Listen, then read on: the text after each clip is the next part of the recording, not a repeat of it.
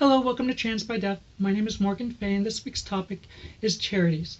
So, my charity work happened many years ago when I was more in my youth and before I got married. I was a big supporter, and I did a lot of volunteer work for the American Red Cross.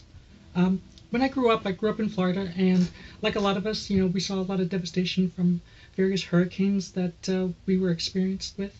And it was always the American Red Cross that was first to show up, last to leave, and most likely to offer any kind of assistance or help.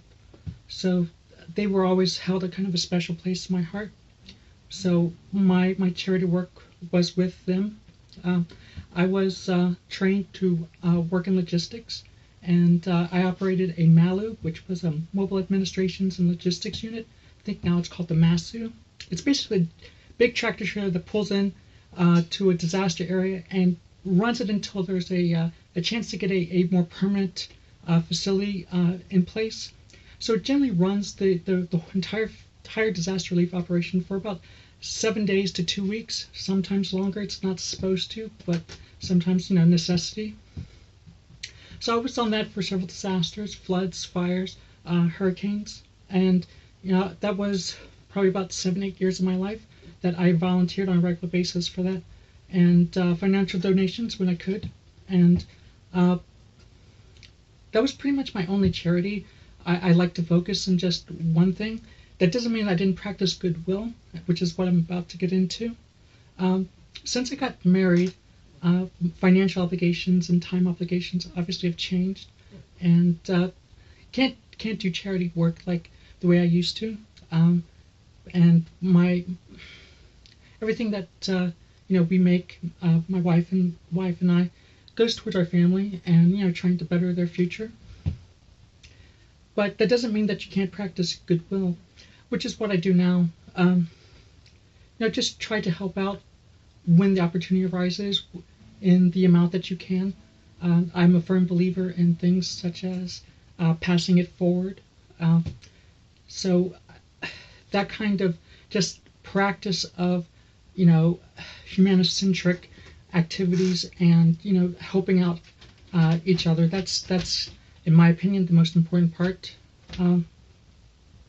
Now the other part of charity work that's more specific to trans is what we're doing for the future generation of trans persons out there.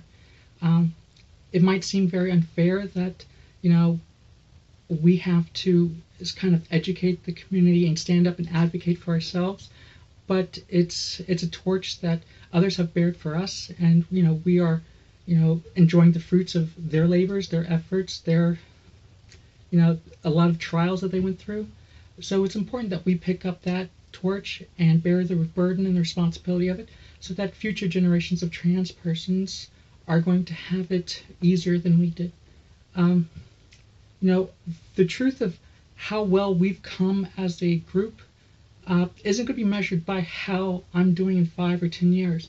It's about how children who are transgender are going to have their life experience 5 to 10 years from now. What are they going to experience? Are they going to have the same level of dysphoria, same level of ostracism that we experienced growing up? And that's what we're trying to change. And if we can't, that's my cat. You say hello to Cougar. He's very, very sweet, but he's also a bit of a spaz. So if we can't advocate for ourselves, then how do we expect anyone else to do it for us? So in closing, charity work is what you can do. Different people have different financial obligations, different time obligations, and you're limited to being able to help in the ways that you can. And sometimes you have to help yourself first, and you have to be able to make life better for yourself and those who are in your same boat. And a lot of times now, since so much finances, so much time goes into trans related issues for me, that's the area which I focus on and I advocate for. I try to educate. That's one of the reasons that I decided to be a host on this channel, was to try to tell my story and to hopefully touch some people, make some connections out there. So I hope to see you next week on TransByDef. I am Morgan Fay, and have a good day.